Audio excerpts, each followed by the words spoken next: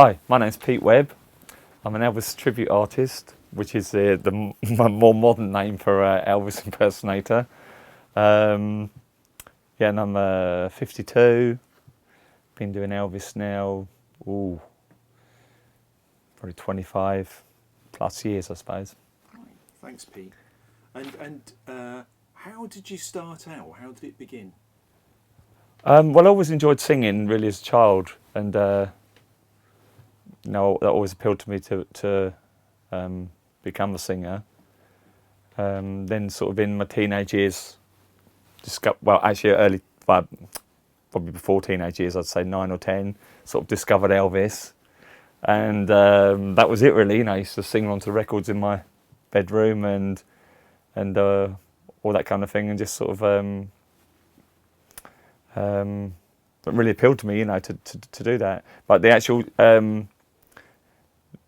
I'd say,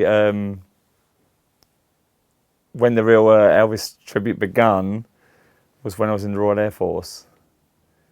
So I would have been, mid-20s, I suppose. And I used to do a few little shows because I was a chef in the RAF, as I told you earlier, I was a chef. And I used to do a few little shows in the dining room, Christmas and occasions like that. And that's where it sort of took off from. And then the sergeant who I was friends with sort of encouraged me to buy the equipment and go out and start doing it. So with the help of him and his wife, we found the first few gigs, and it just took off from there. Fantastic. Actually, full-time Elvis has actually only been recently, I'd say the last 5 or 6 years. I've always had other jobs. And did you hit a certain day when you thought that's it now? This is what I do.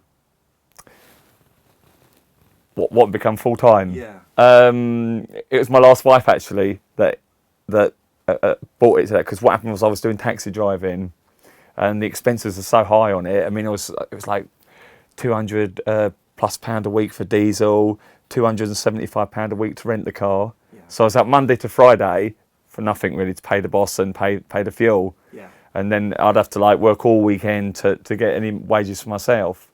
And then I was living on my own then, and I'm quite into psychic stuff and all, which I can tell you a bit more about later.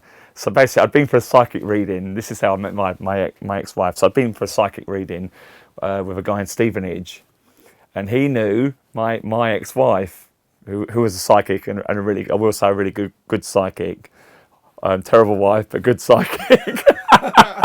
So anyway, it's really weird how it happened. I'd been seeing for a reading a few weeks earlier. She'd been on a cruise, and on the cruise she'd seen an Elvis tribute show.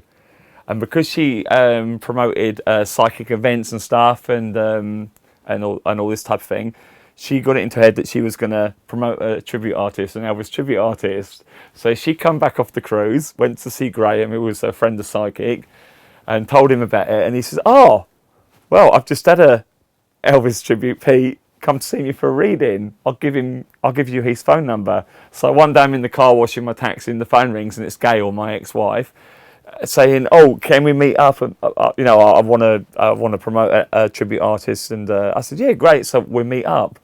So I met up with her, and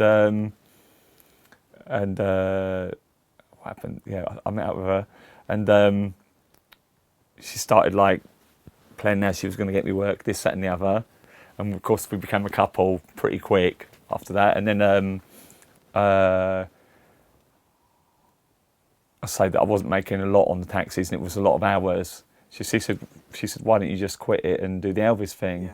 So I did, and the first few months were a struggle, because I hadn't got the work that I've got now. You know what I mean? I was doing a party here and a party there, and this, that, and the other, but nothing that you could earn a living out of. And then to chuck in my full-time job, I went from something to nothing really. But it quickly built up, because we talked about doing the care homes, because I've always done the few, but not a lot. So she was quite good at that, and she was phoning up all these care homes and that. And in no time at all, really, we'd built up quite a client base. Yeah. So that's how I got into doing it full time. Great. But before that, I was working it with other jobs. So, I was a taxi driver for 9 years.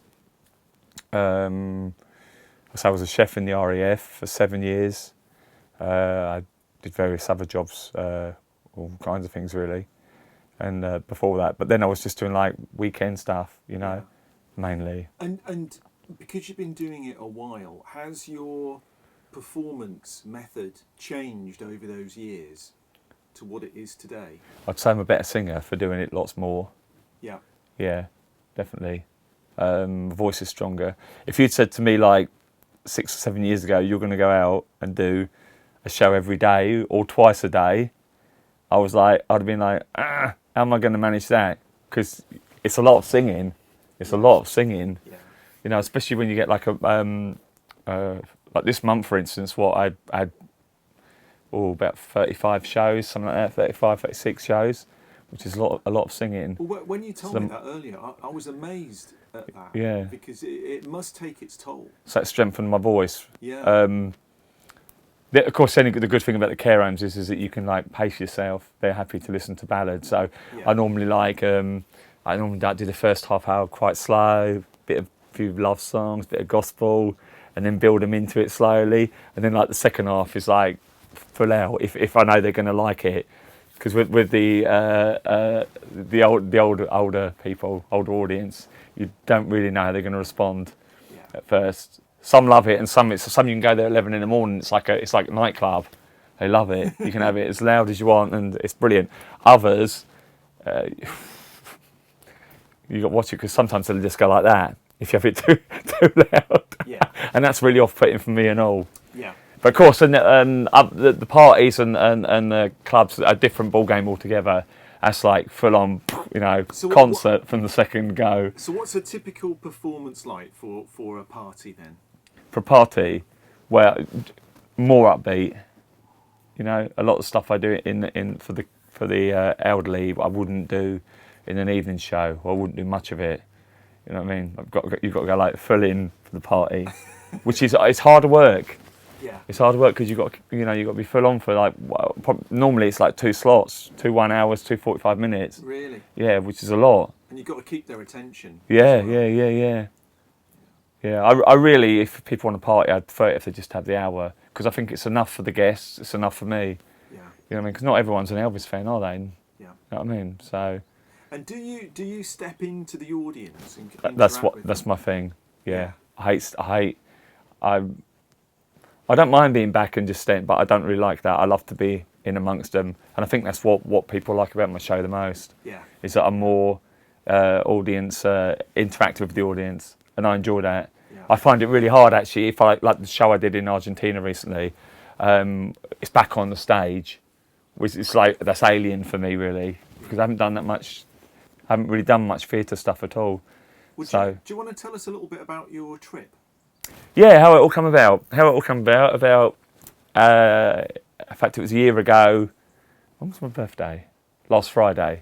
So a year ago, last Friday, I was sat on Facebook, and I took a friend request from my girlfriend. I didn't know that at the time, and because I get quite a lot of people want to chat, but normally I don't try and get into that. Anyway, she said, "Do you mind if I talk to you?" And I was like, "Okay, fair enough. Yeah, okay, that's fine." So I got chatting to her. And then I gave her a call on the messenger, and she said, "Oh, I know a guy out here. I think could might be interested in managing you or something, putting together a show." I was like, "Oh, that'd be great." So yeah, so carried on talking to her. Then I went out there in January and stayed with her, and met Carlos, who's got an Elvis shop in Buenos Aires. And the biggest Elvis record collection in South America, wow. Apparently, yeah. And so I went out there and met him, and he said he'd put something together. Then I come back here, and then she come out in when did she come back? April. Oh, I missed a bit out in between time because it's really bad out there. It's really bad. Life's hard from out there. So she'd been working in this hospital for 7 years, no time off. I mean, I'm talking no time off. And I come out to visit her. She takes some time off. She goes back. No job for her. Oh no. Nothing at all. No money. No job. No nothing. And this is still all going on at the moment. I'll explain a bit more. So, so basically, she come to stay with me. It must have been when did she come? April. Yeah, she come to stay with me for about 2 or 3 weeks in April. Went back to Argentina, still trying to look for work. Nothing at all. And it's getting a bit critical for her by this point. So I said, come back to England and stay with me for 3 months, which she did. And then we went back to Argentina together, and I did the show. And she's going to come back in here, and I've been back 3 weeks now. And she's going to come back again in about 3 weeks' time and stay with me for as long as she can, basically, because she can't find any work or nothing. There's no money, there's no benefits, nothing. I'm a nightmare at the moment because I'm trying to, keep her afloat from over here and that. And it's, don't just do bank transfers through the bank. Go Western Union. So I'm getting off the subject here, aren't I? One question I've got is, in a different country, did your act just work like it would here? Did it translate to, a different set of people? Was it just instant because it was Elvis? Yeah, I think they're more excited about it there than they are here. Yeah. I would say. Yeah. Yeah. Great. Yeah, it's great. So basically, I did the show out there in Buenos Aires, and it was successful. And I don't know, maybe something else come of it. I don't know. Yeah. The economy's not good there. That's a problem. Yeah. I mean, for me, it was a loss really, but it was an experience, Yeah. Yeah. Yeah. So when you're doing your shows, what kind of equipment do you need to actually do it? What are the tools of the trade? Well, radio microphone. I like to use that because I can wander around wherever I want. Lights, spotlights, couple of speakers, maybe a bass bin, mini display, because I run my backing tracks off a mini disc because I haven't got a band, not here. I did in Argentina, but I haven't got a band here. So a mini display and a mixing desk. And that's really it, really, yeah. So how when you're doing a gig, how long, because you do it so frequently, how long does it take you to set up? For the care home, 5 minutes. Oh, great. Yeah, okay. Evening do, no more than 20. Yeah. Yeah, it's all pretty straightforward. Yeah. 2 or 3 speakers, a few wires, and it's done really. Great. Put up the table, take my own table with me to set up on. It's like, yeah. I noticed that you've got a number of different outfits. Yeah. So where do you get your outfits from? Various places really. Most of them made by a lady in Southport. Leslie Dorian Jumpsuits, which is really good because you haven't got to pay the import tax for a start. Yeah. And the other ones are from a lady in Canada called Pro Elvis Jumpsuits, and she does a range of ready-to-wear ones, so you can get it literally, order it on Monday, and she normally has them here within a few days. And do you mind me asking, because I'm just curious, roughly how much does an Elvis jumpsuit cost? A lot of money. Well, the ones made in this country ain't too bad because they're sort of the average that I'm paid is sort of about $550, but they do go up a bit. But I mean, the ones from the States you can pay £3,000-4,000 easy. Wow. Easy. Yeah. Yeah. No trouble. Have you been to Graceland? 3 times. 3 times. Yeah. Okay, so it must be good. So tell us something about that. Did it live up to what you were expecting? Yeah. I'm not too sure it would. I think it's changed a lot now around the area, hasn't it? They've made it more of a complex. Yeah. So I don't know. Maybe that's added to it or took something away from it. But the house is still the same. Yeah. It's funny when you first go because you've seen it in the pictures and that, and then you're actually there. It's like. And did you feel any kind of spiritual connection with Elvis when you were there, or was it just interesting to see where he'd lived? I'd say because of the amount of people around and that, although it was a bit quiet when I went.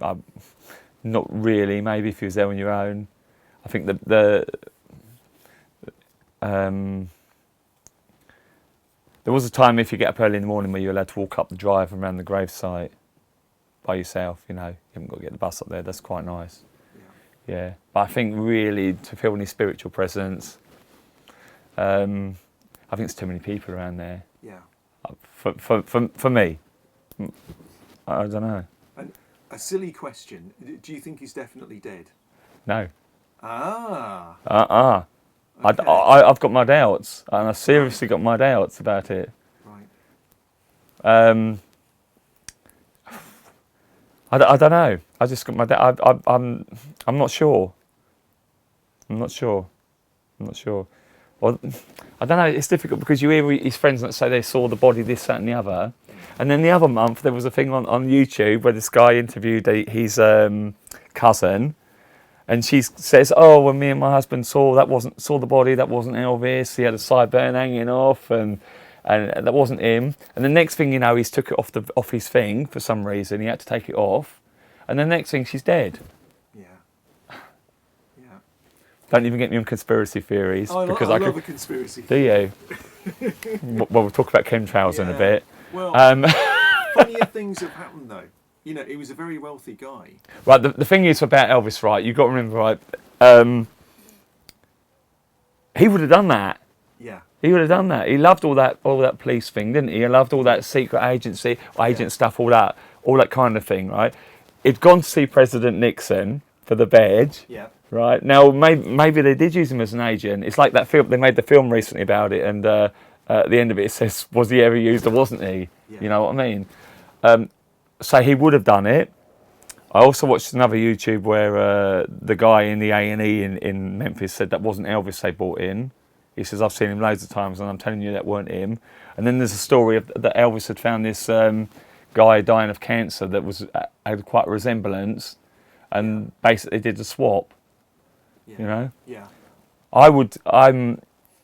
I'm more towards him faking his death than yeah. And when you realise the way the world works now, they do things for distraction. Yeah. Right? They do things for distraction, and there was probably something else going on at that time. Yeah. That they wanted to take the world. In the world, wasn't it? Yeah. Yeah. Yeah. Yeah. And Elvis had been sworn in as an agent. Yeah. So what's to say that they didn't say to him, "Will you do this for us? Do that for us?" Yeah. And not only that, but when you look at, if you believe in all the Illuminati and all that type stuff, which it definitely is, it goes on. You've only got to look at his daughter and people that are associated with now. You know what I mean? They're all them people, you know, them Hollywood. They're all, you know what I mean? Yeah. And it does make you wonder. But I'm more swayed towards that he did fake his death. Yeah. Yeah. I've just got a feeling about it. I don't know. Let me ask you something different. When you're performing, you'll have your own favourite songs, but there's probably songs that the audience respond to the most. So what are your favourites and what are the audience's favourites? I like a lot of the lesser well-known stuff, really. Yeah. A lot of the, not the big hits. But yeah, in the show you've obviously got to do most of the big hits. So number one, I can tell you, Suspicious Minds. Yeah. Every time. Yeah. That one, Wonder of You, American Trilogy. That's my favourite. Yeah, If I Can Dream. Yeah. They're like all the well-known stuff, really. But when I'm doing like my daytime shows, if you want to call them that, then I'll do whatever I want to do. Yeah. Most of the time. And a lot of Elvis's stuff was covers anyway. Yeah. That the older audience know from another singer. Because 9 times out of 10, if you Google an Elvis song, you find out it was done by someone else. Yeah. Because he didn't write songs, did he? No, nothing, no. But he obviously picked them well. Yeah. Because everything was popular, wasn't it? And sounded good. And So what would your dream performance be? Vegas. Vegas.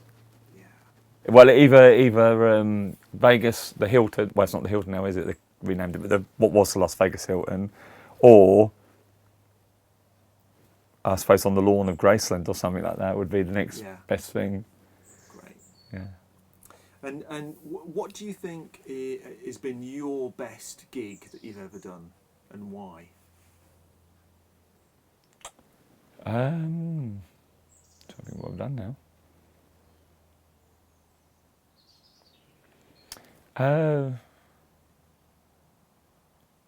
Good question. But I've done that many of them. Well, there's a few different. I mean, like the Argentina one was good for because it was something totally different. But then in some ways it wasn't the best because there's a lot of, if I had more time, I'd get the sound would be better, and because I wasn't really in charge of anything, you know. Yeah. So from that point, it probably wasn't, but it was a good experience.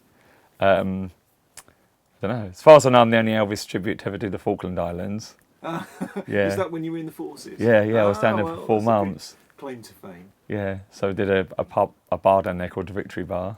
Did a few shows down there. What have I done now? And let's spin it round then. What do you think's been your worst gig, your worst experience?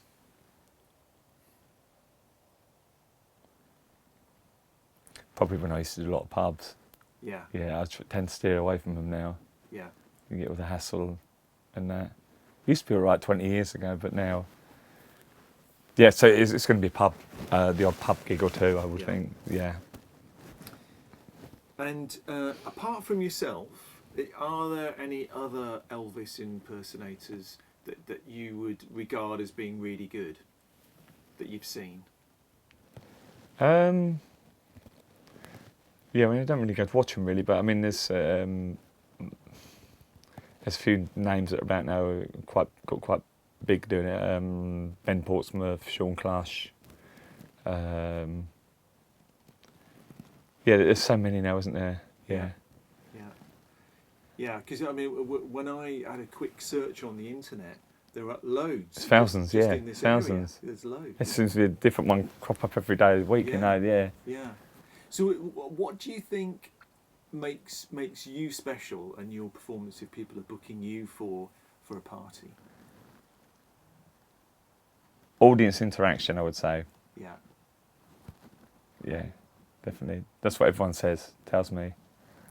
Now, just rewinding a little bit, if you want to talk about it, the mediumship, I'd be fascinated. Oh right, well, yeah. I mean, I'm not saying it was him, it wasn't him, but I mean, but when I've had readings, and I've had a few readings, and also when we used to do psychic workshops with my wife and stuff, apparently Elvis has come through. Wow. Now I know if anyone watches, because he's going to say that, and I don't know. Hands up, don't know whether it's true or isn't true, right? But all I can say to you is that I've been told on more than one occasion that he's come through, and I don't. And the people that have told me aren't people that would lie or make it up. They'd have no need to. Yeah. You know. Now, whether it is him or not, I don't know. Well, I suppose if he'd faked his death, he would still be a very old person now. So he could be dead now, couldn't he? Well, yeah. Even I mean, everyone just if watches could say, well, you just said he's alive, but I'm not saying he's alive now. I'm saying we might have been alive back in the 70s and 80s, early 80s, maybe the 90s, because he'd be 84 now. So there's a good chance, even if he was. Yeah. So I don't know. And that's the other thing about the psychic thing, isn't it? You don't really know who's coming through. Do you understand what I'm saying? Yeah. Because if you what the Bible tells you is that it's the trickery of the devil, isn't it? Yeah. That they can tell you whatever they want because they know your desire. Right, which I could tell you a fascinating story about that, which has got what you might do in a minute actually. So he has come through a few times. Whether it's him or not, I can't honestly say. I'm not mad. I'm not going to say it's definitely because I don't know. But I will say he has come through. Yeah. In fact, there's a psychic in Welling Garden City. She lives in Welling Garden City. Right. Yeah. Long before I met my wife, and I went to her, and she tells people even now that he come through when I was there. So. I don't know. I can't say because we're not going to know, are we, till we die? So whether it's true or not. And then another one told me that he was there with his mother. I don't know. Oh. And what was the other experience that you mentioned? Oh right. Now, if you. As I was saying, some people think that, the Bible says, doesn't it, that mediumship and the spirits are the trickery of the devil. They play on your desire. Right. Well, I'll tell you this story. I was in the taxi, and this picked up this guy from Letchworth Station one day, and he gets in, and he goes, "This is gospel truth, this story. I'm not bullshitting you, right?" He goes, "What's your dream?" I said, "Sing in Las Vegas."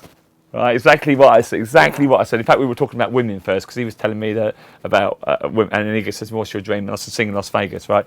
So he goes, "Well, that's really weird you should say that," he said, "because I've got a friend who runs hotel in Las Vegas, and he could get you in there." He said, "Leave it with me," he said, "and I'll get back to you." Right, so that was that. So then I went to my psychic friend and said, I can't remember what her name was now, the one in Bulldog, and I told her about this meeting with this guy, and she goes, "Oh, come round, we'll get the cards out, we'll have a look." She said, "Oh, this is going to be fantastic, Pete. You're going to make a ton of money. You're going to make a ton of money." She said, "I'm looking at it here." She said, "There's a bloke with a bad leg and a walking stick. There's a woman with a really pointed nose." And she's telling me all about it. Anyway, late that evening, he phones me up. He says, "I've arranged a meeting with my friend." He said, "Will you be able to come to?" And I said, "Yeah." I said, "Just out of interest, has your friend got a bad leg and a walking stick?" And he goes, "Are you kidding me?" And I was like, "No." He said, "Yeah." And it's true. So went down to London for the audition. There's the old man with the walking stick, and I sing for him in this studio. And he goes, "Yeah, I can do this for you. I can do that." He said, "Let's go for a cup of coffee." He said. So we went off to wherever, and we sat there, and I tell him this story like I'm telling you, right? And then I said, "But there's one person missing out of this story. Who's the woman with the pointed nose, the really pointed nose?" He goes, "Is this for real?" He said, "Are you two winding me up?" And Charles, he goes, "No." And he goes, "Hold on a minute." He phones up his PA. Right, and this woman comes in with her nose as pointed as that. Wow! Seriously, gospel truth. I couldn't make this up, right? Then it all went wrong.